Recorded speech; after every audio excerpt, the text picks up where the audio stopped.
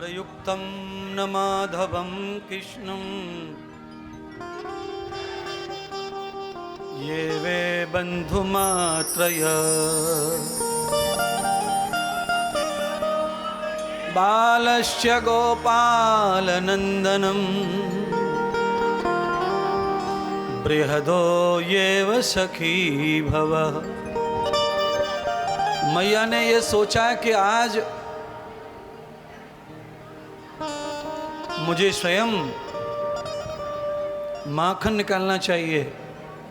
हो सकता है बालक को ये बुरा लगता हो कि नौकर चाकर का हाथ का खाता हूं मैं। मैया दूध काढ़ के लाई गैया से, दूध गर्म करवा के दही जमा के मैया ने कन्हैया के योग्य मटकी लेकर के उसमें दही चलाया। 4 बजे मैया दही चला रही है। माखन को लौंदो निकले आयो। लाला जाग कर मैया के कंधे पर आकर खड़े हो गए। मैया अरे मोकू भूख लगी है। मैया ने लाला को गोद में डालो और ताजा ताजा माखन मैया मटकी से निकाल के कन्हैया को खवाए भी लगी। तब भगवान ने अद्भुत लीला की मैया के ऊपर। मैया को देखो, मैया ने मुझे कितना माना है और अपने सामान को कितना मानती है। रात में थोड़ा सा दूध बच गया था, चूल्हे पे छूट गया था। भगवान ने अग्नि देवता को बुला के चूल्हे में सुलगा दिया और दूध अग्नि के प्रभाव से उबल कर उफनने लगा। भगवान जोर से चिल्लाए, मैया तेरा दूध फैल गया, दूध उफन गया, दूध उफन गया। लाला को झड़ाम से पटक दिया मैया ने और दूध को उठाने चूल्हे पे पहुंची। नंगे हाथ दूध उठाया, भगोनी गिर गई, उंगलियां जल गईं, दूध फैल गया। भगवान ने एक लात मारी, मटकी फैला दी दही की। इतकू दही मक्खन लुढ़के पड़े, उतकू दूध। मैया गुस्से के मारे लाल लाल हो गई।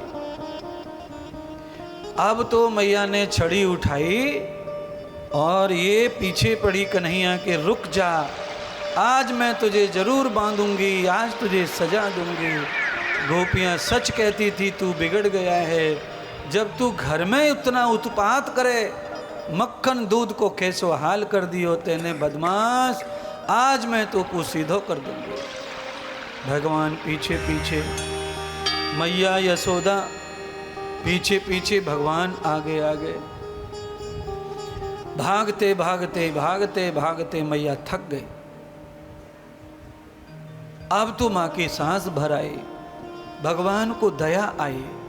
अरे मैया का अहंकार चूर चूर हो गया।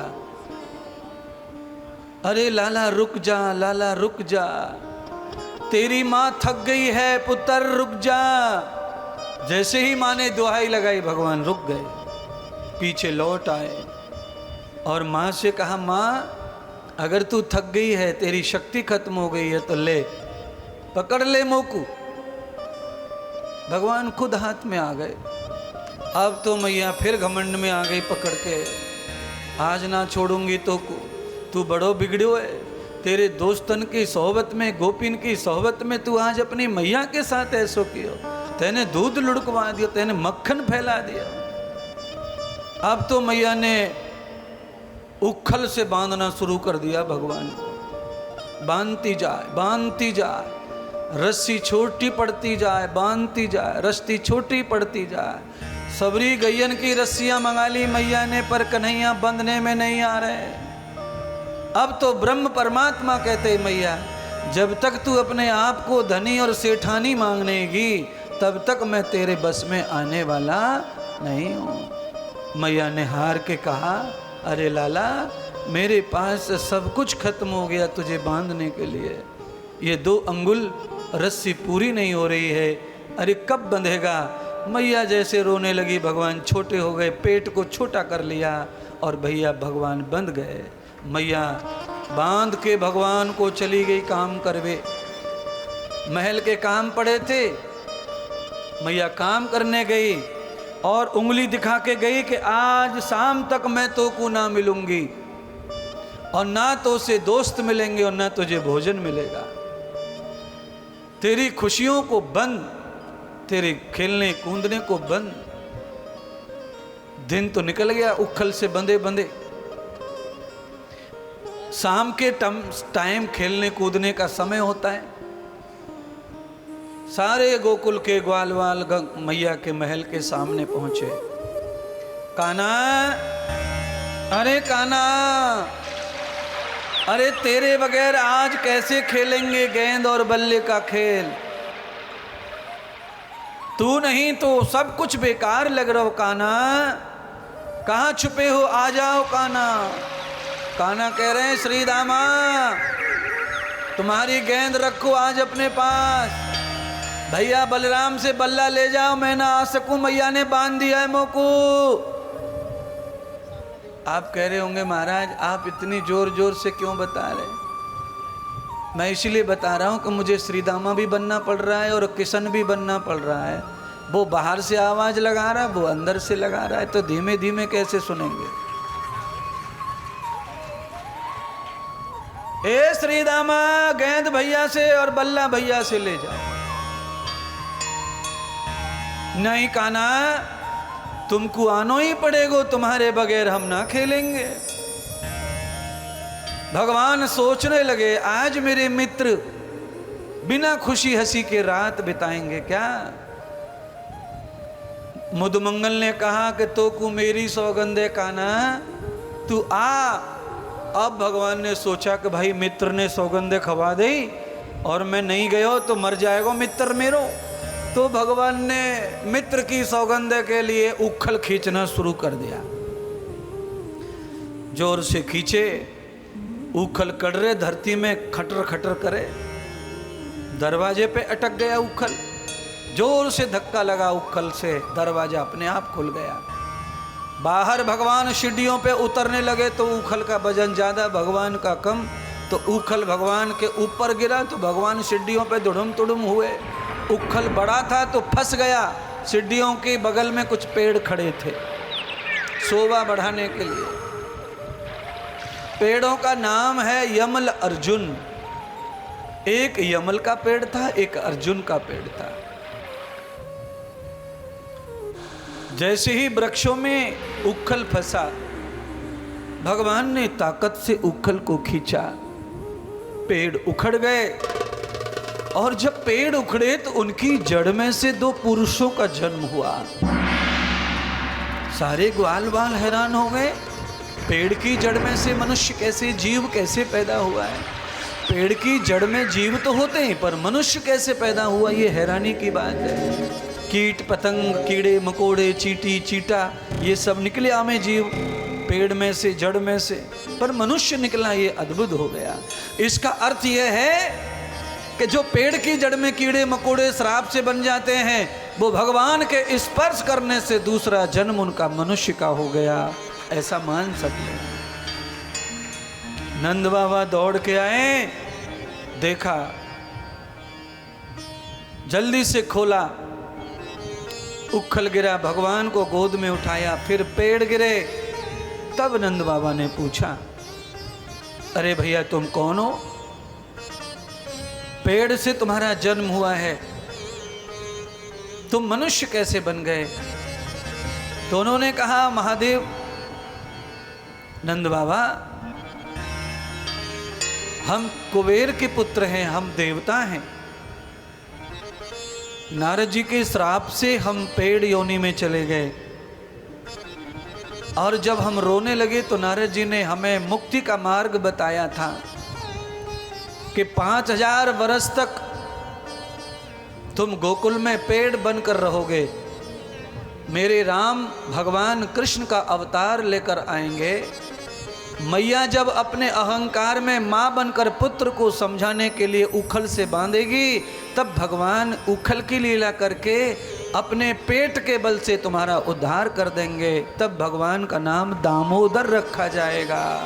बोलिए श्री दामोदर भगवान की जय हो। भगवान ने अपने उदर की लीला से उखल को बांधकर 5000 वर्ष के बाद देवताओं को पुनः देवता बना दिया।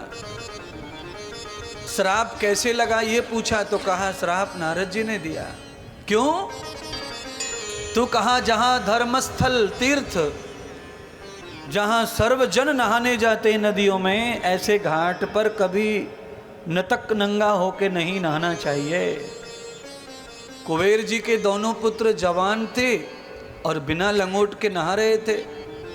नारद जी नहाने आए तो संकोच में आ गए, तो नारद जी ने समझाया कि ये गलत बात है। तो उन्होंने कहा ये घाट हमारा भी है, हम कैसे भी नहाए। नारद तुमको क्या नहीं नहाना है तो जा। तो नारद ने फिर श्राप दे दिया उनको कि आज तुमने अपनी गुप्त इंद्री का प्रदर्शन किया है धर्मस्थल पर, इसीलिए तुम अगले जन्म में बिना इंद्री के पेड़ के रूप में अवतार लोगे। यही तुम्हारा इस पाप का फल है। बंधुओं, ये जितने पेड़ पौधे हैं ये सब योनियां हैं, जड़ जीव, ये जड़ योनि है। और पेड़ पौधे में भी कुछ बुरे पेड़ होते हैं, कुछ अच्छे पेड़ होते हैं। तुलसी को भी श्राप लगा था, पीपल को भी श्राप लगा है, बड़ को भी श्राप लगा है, पर फिर भी ये पूजनीय है। भगवान ने इनको सबको वरदान दिए हैं कि हमारा वास होगा तुम में। जो तुम्हें पूज के हमें मानेगा उसे हमें मानने का ही फल प्राप्त होगा। वैसे भगवान का वास तो सब में है, बबूल में भी है, बेरिया में भी है। अगर बबूल में भगवान का वास ना होवे तो लोग दातुन क्यों करेंगे? बेरिया में ना बांस हो तो लोग बेर भोले बाबा पे कैसे चढ़ाएंगे? सब जगह बांस है भगवान का। पर मैंने कहा जैसे मनुष्य योनि में, एक योनि में हजारों करोड़ों प्रकार के मनुष्य होते हैं, गरीब अमीर, अच्छे पागल, शुद्ध बुद्ध, ऐसे ही पेड़ पौधे भी होते हैं, खराब अच्छे मनुष्य भी ऐसे ही होते हैं। कितने मनुष्य तो ऐसे पैदा हो गए हैं कि वो बबूल भी होते तो बढ़िया। तो मनुष्य का जन्म लिया है पर न हाथ काम करे, न पैर काम करे, न खोपड़ी काम करे, बिस्तर में सड़ते गलते मलमूत्र करते पड़े हैं। माँ के पेट से ऐसे ही पैदा हुए। इनको इतना भी सोचने की शक्ति नहीं दी भगवान ने कि ये अपने लिए रो भी लें, अपने शरीर पर, अपने दुखों पर। इन्हें एहसास ही नहीं है कुछ। ऐसे ऐसे मनुष्य हैं संसार में। इतने मनुष्य भगवान ने किसी की आंखें छिनाई हैं, किसी के कान छिनाए, किसी की वाणी, किसी के पैर छिना लिए भगवान ने, किसी के हाथ, और पैदा कर दिया। ये सब कर्मों का फल है। इसीलिए बंधुओं, पैरों से गंदी जगह मत जाओ, हाथों से कभी गलत काम मत करो, नेत्रों से गंदा मत देखो, कानों से गंदा सुनो मत, और जीवा से गंदा खाओ और बोलो मत। हमेशा तुम्हें अच्छी इंद्रियां मिलेंगी, हमेशा अच्छा शरीर मिलेगा। नेत्रों से गलती करोगे, नेत्र छिना लिए जाएंगे और सजा भोगने के लिए मनुष्य बना दिया जाएगा।